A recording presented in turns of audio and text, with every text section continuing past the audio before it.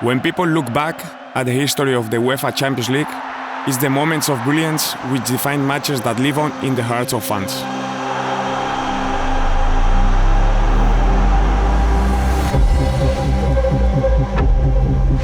To be able to play UEFA Champions League for a football player, for a child that has been watching the competition for years, it's like a dream come true. It's that emotion, that feeling. Even now, after retiring from football, I miss those games.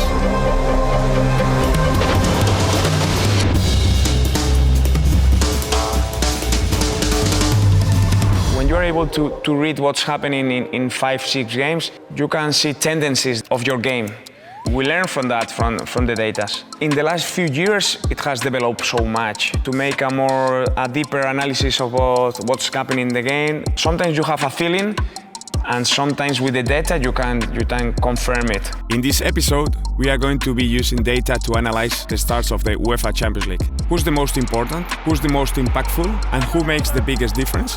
When I think of a star power, it's really your inspiration. A safe house where you know that he's there and it gives you more confidence. That's why they are so unique, that in the defining moments, they arise and they show why they are so good. When you're a little kid, you idolise the best players, and you do see that in the UEFA Champions League. The best players in the world are in it. And the two stars that obviously have stood out and stood the test of time are Messi and Ronaldo. Lionel Messi and Cristiano Ronaldo really raised the level. Kind of truest test of star power is their ability to contribute goals and assists.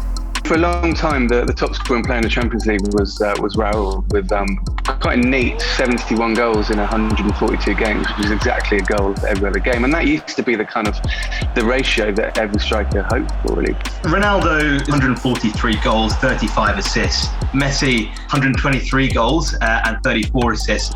But what do those goals look like if we compare them to the overall percentage scored for their teams? 38% of the goals scored by his team have been scored by Ronaldo, whilst Messi's on 40%, which is enormous shares. Almost 50% of the goals that are being scored by their teams are being scored by these two players.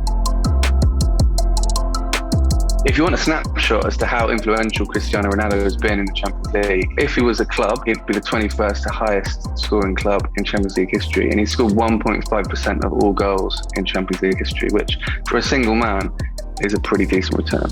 When you play with him, you know that he's gonna be there because he's always ready. He lives to be ready on the pitch. And for a long time, Raul's 71 goals was the outright Champions League record. And then along comes Ronaldo, and he scored more than that by the time he was 30. But one of the surprise names in some respects is Edin Dzeko, who's contributed 52% of his team's goals and assists whilst playing in the UEFA Champions League in the last 5 years. If we look at the data, the only two players that come close to challenging Ronaldo and Messi, and those records are Mbappe and Haaland. They're already scoring at this incredible rate, and they're still so young. So if they can enjoy the longevity of the likes of Ronaldo and Messi, then they could be overtaking them at some point. He is the youngest player to have reached 30 goals in that competition, eclipsing actually his teammate Lionel Messi. Haaland is just a player that everybody in European football would love to have. And what's remarkable, particularly about Erling Haaland, is his rate of goal scoring at such a young age. So he's played 19 UEFA Champions League games and already scored 23 goals, over a goal a game. Ronaldo actually started really slowly, only had 4 goals by the same point in his Champions League career. Messi had 8, so pretty good, but certainly not anywhere near a goal per game, and Mbappe 12. You can see how far ahead Haaland is in terms of just the sheer rate of goal scoring at this point in his career. But beyond the sheer volume of goals, there are other ways we can start to appreciate the star quality of different players. With various machine learning algorithms, you're able to understand the contribution that top players have to their team. I think Haller is a great example of a player that you won't necessarily think of when you think of the man that's going to make a difference. Almost every game he has scored. He scored 10 goals, fastest 10 goals in Champions League history. He'd never played it before. And that kind of impact is pretty rare. Our models estimate that Ajax's probability qualification odds would have dropped by about 5%, without Haller. Now that's actually a bigger impact than Man United without Cristiano Ronaldo. PSG didn't have Kylian Mbappe playing for them during the UEFA Champions League group stages. their odds of qualification fall by 11%, which is a huge swing when you consider it's just one player.